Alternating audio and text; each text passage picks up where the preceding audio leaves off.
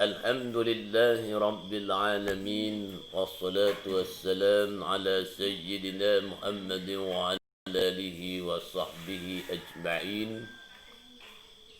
اللهم افتح لنا حكمتك وانشر علينا على رحمتك يا ذا الجلال والإكرام.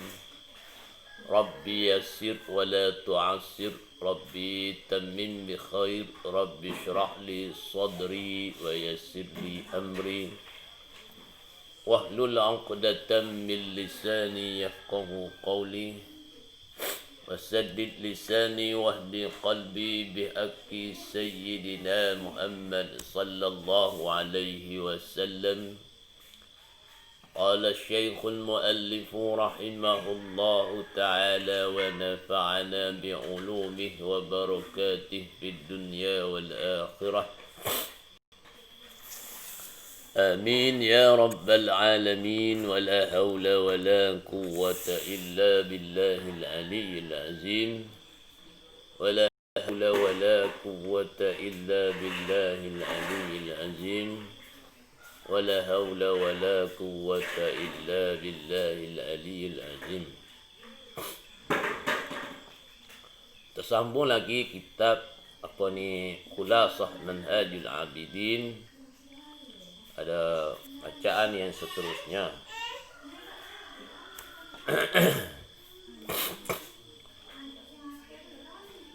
Ya'lamu ikhwani as'adakumullahu wa iyaya bimardatih.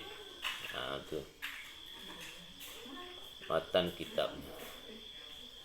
Kata dia, i'lamu, ketahui kamu, ketahui olehmu, ikhwani, segala saudaraku, mudah-mudahan menguntungkan kamu ataupun membahagiakan kamu oleh Allah, dan akan daku wa ijaya, akan daku dengan keredaannya. Itu dia panggil permulaan kitab Khulasah Manhajul Abidin.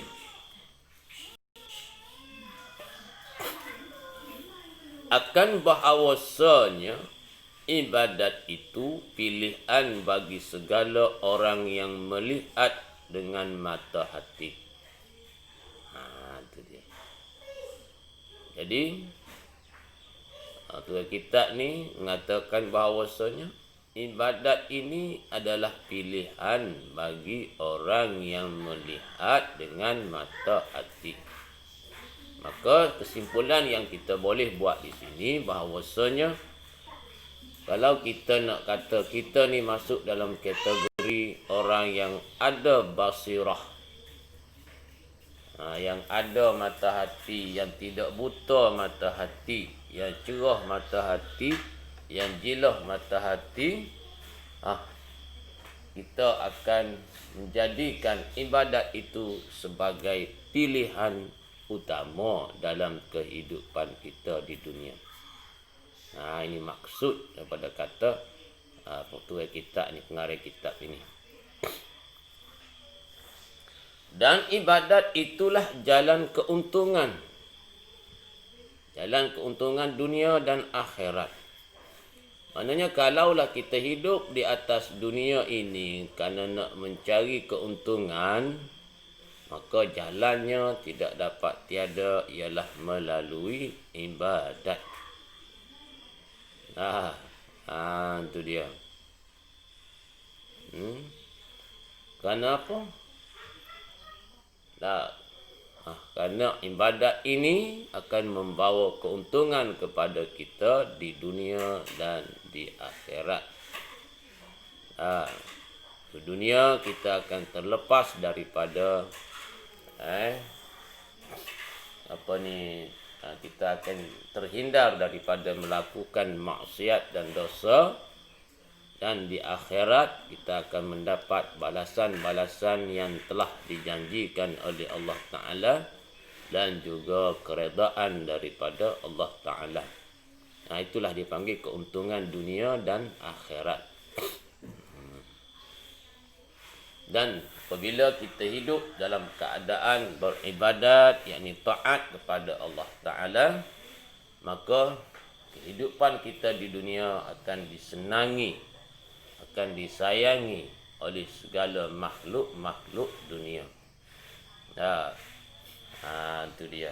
Itu dia panggil juga keuntungan di dunia. Dan banyak lagi lah keuntungan yang di dunia ini yang akan diberikan oleh Allah Subhanahu Wa Taala, seperti hidup dalam keadaan barakah, dalam keadaan mendapat rahmat Allah Taala, hidup dalam ketenangan yang tidak ada keluh kesah, hidup dalam keadaan hati yang emosi yang stabil, hati yang tenang.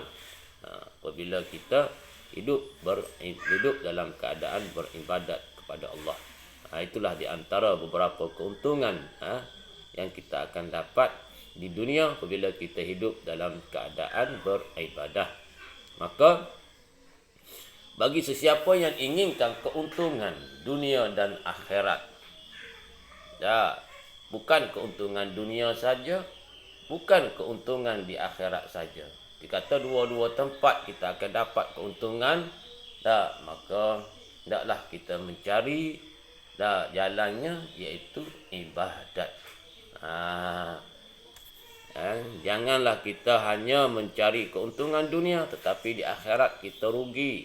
Inilah antara manusia yang celaka, kesudahan dia. Dan yang paling celaka kesudahan di dunia ini pun dia tidak dapat untung, dia dapat kerugian. Wa fil akhirati minal khasirin, dan di akhirat esok dia juga dapat kerugian. Amin yabtaghi ghairul islam dina.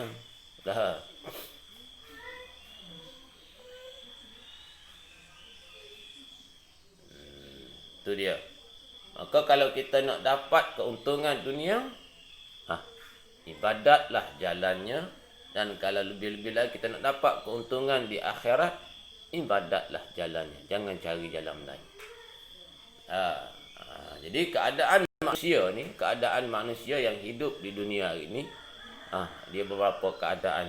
Ada manusia dia dapat untung dunia, dapat untung di akhirat. Ada manusia dia rugi di dunia tapi dia dapat untung di akhirat. Kedua-dua manusia ini masih lagi adalah manusia yang bertuah. Itu dia. Ada juga manusia yang rugi dunia, rugi akhirat. Dan ada manusia dia untung dunia tapi dia rugi akhirat. Maka kedua-dua manusia ini, hamba ini, inilah manusia yang rugi, yang celaka, yang mendapat balasan yang buruk di akhirat kelak. Dan jalan syurga. Ibadat ni jalan syurga. Maka mereka yang mendapati, yang boleh buat ibadat, yang sempat buat ibadat di atas dunia, maka sesungguhnya lepaslah ia daripada seksa dan beruntunglah ia berkekalan lama-lama.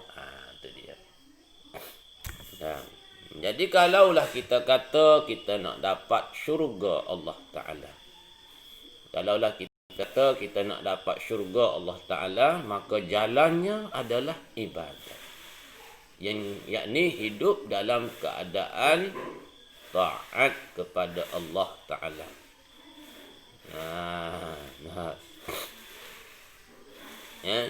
Kalau kita kata kita nak dapat, nak cari jalan ke syurga, tak ada jalan lain dah.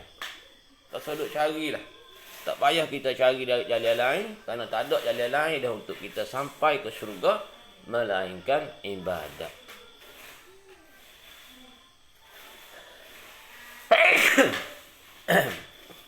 Alhamdulillah. Maka itu keadaan. Jadi tak dapat, tiada, semestinya, sepatutnya, sayugianya untuk kita sampai kepada akhirat ini, hendaklah kita beribadat. Jadi sesiapa yang beribadat, hidup dalam keadaan beribadat, yakni taat kepada Allah Ta'ala, orang ni akan lepas daripada seksa Allah Ta'ala di akhirat kelak, dan dia akan dapat keuntungan. Keuntungan bukan sahaja di dunia, tetapi juga di akhirat. Itulah keuntungan yang selama-lama. Karena kita sebagai seorang Islam, seorang yang beriman, seorang yang Islam, kita diminta, kita sepatutnya lah, kita sewajarnya melihat keuntungan itu bukan setakat dunia. Kita mesti melihat keuntungan akhirat juga. Kenapa? Kerana kita akan ada satu lagi kehidupan, yakni kehidupan di akhirat. Jadi kalau kita hanya mengira-ngira ataupun menghitung keuntungan dunia sahaja, maka celakalah kita di akhirat. Lagipun nisbah antara kehidupan dunia dan akhirat jauh berbeza. Jauh berbeza. Jadi seandainya kita hidup dalam keuntungan di akhirat, alhamdulillah. Kenapa? Kerana di akhirat itu tempatnya kekal. Tetapi kalau kita hanya mengira keuntungan di dunia tanpa kita mengira keuntungan di akhirat, maka kita sebenarnya mendapat banyak kerugian. Kenapa? Kerana keuntungan di dunia ini, sebanyak mana kita dapat sekalipun, seandainya kita tidak dapat hasilkan ibadat, dianya tidak kekal. Dia tidak kekal. Contoh kalau keuntungan dalam bentuk harta benda. Contohnya keuntungan dalam bentuk harta benda. Kerana harta benda yang kita dapat, dia dalam dua keadaan ianya berada dengan kita. Kadang-kadang kita akan tinggalkan dia, dan kadang-kadang dia akan tinggalkan kita. Contoh, macam mana harta meninggalkan kita? Yakni harta kita musnah, ataupun harta kita tak musnah dengan sebab bencana, ataupun harta kita dicuri oleh orang, diambil oleh orang, dirampas oleh orang. Itu dia. Itu keadaan harta dunia yang meninggalkan kita. Dan kadang-kadang kita juga, kita akan meninggalkan dia, yakni kita mati sebelum daripada harta kita habis. Jadi itulah nak menggambarkan, nak membayangkan bahawasanya dunia ini, keuntungan dunia ia tidak kekal. Sebab dia boleh berlaku dalam dua keadaan. Sama ada kita dahulu yang meninggalkan keuntungan dunia, ataupun keuntungan dunia akan meninggalkan kita dulu. Tetapi kalau keuntungan akhirat, ianya akan berkekalan selama-lama. La amadan sarmada. Tak ada kesudahan. Sebab itulah kalau kita ditakdirkan hidup di dunia dalam keadaan susah, mana tidak beruntunglah mana, orang Kelantan, maka bersabarlah, redalah. Kerana ianya tidak akan lama. Dia hanya sekejap. Mungkin kesusahan kita, kepedihan kita itu mungkin setahun, mungkin 2 tahun, mungkin 3 tahun. Ianya akan hilang segala kesusahan kita. Ianya akan berakhir segala keperitan hidup kita di dunia. Macam mana ianya berakhir? Juga dalam dua keadaan, iaitu mungkin keperitan, kesusahan itu akan meninggalkan kita pada satu masa tertentu. Mungkin kita akan menjadi senang, menjadi kaya, menjadi ada pendapatan yang lebih satu masa. Dan mungkin juga kita akan mati. Maknanya kalau kita susah di atas dunia sampai 60 tahun, maka setakat 60 tahun itu sahaja kita susah di dunia. Namun kalau kita susah di akhirat, ianya tidak ada kesudahan. Nah, justru carilah untung.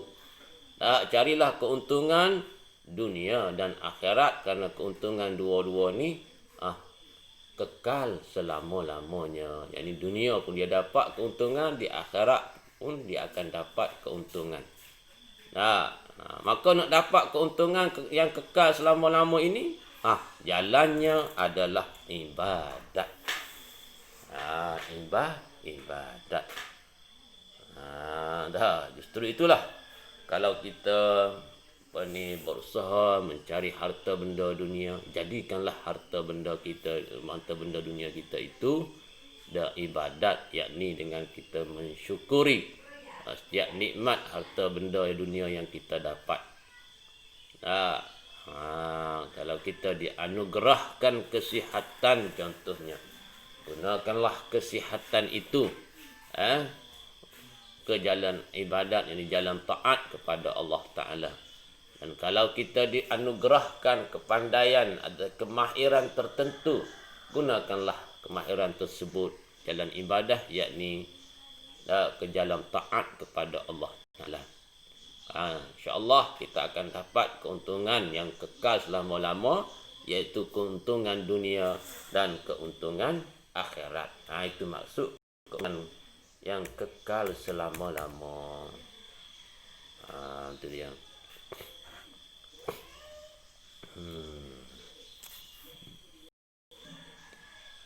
Jalan mendapati, jalan untuk kita lalui akan ibadat itu dan mengekalnya ada 7. Maknanya cabaran yang akan kita hadapi, aqabah yang akan kita hadapi untuk menjalani jalan ibadat ini, kata Imam Al-Ghazali, ianya ada 7. Ada 7 aqabah. 7 cabaran ataupun dia panggil aqabah ini, bukit lah kita kata. Bukit. Maka bila sebut bukit, utamanya bukit yang hutan tebal, yang belantaranya luas, maka kita fahamlah bahawasanya di sana ada banyak halangan-halangannya. Antaranya kecerunan bukit, pendakian bukit, binatang-binatang buas yang terdapat di dalam bukit, halangan-halangan lain, rintangan-rintangan lain, dengan hutan yang tebal, dengan segala mara bahaya yang terdapat dalam bukit. Jadi sebab itulah Imamul Ghazali menyebut dalam kitabnya Manhajul Abidin, kalau kita nak berjaya dalam ibadat, berdasarkan pengalaman beliau lah, berdasarkan pengalaman Imamul Ghazali, kita hendaklah melepasi 7 buah bukit. InsyaAllah apabila kita melepasi 7 buah bukit ini, kita akan berjaya di dalam ibadat. Itu dia. Kenapa diserupakan halangan cabaran ini seperti bukit? Nisbahnya dari seginya susahnya kita untuk melepasi satu-satu cabaran itu. Satu-satu cabaran itu amat susah untuk kita lepasi. Apatah lagi 7 cabaran, 7 aqabah yang terpaksa kita lepasi. Ianya menggambarkan kepada kita bahawasanya cabaran-cabaran, halangan-halangan ini amat susah untuk kita lepasi, untuk kita berjaya dalam ibadat kita kepada Allah Ta'ala. Namun memandangkan itulah saja satu jalan, yakni ibadat sahajalah satu jalan untuk kita sampai kepada Allah Ta'ala, untuk berjaya di akhirat kelak, maka walaupun susah, sehabis-habis susah setara mana pun, kita terpaksa lalui, kita terpaksa rintangi 7 halangan, 7 aqabah yang disebutkan itu. Jadi untuk hari ininya cukup setakat tu. Wallahu a'lam wa ilaihil marji' wal ma'ab.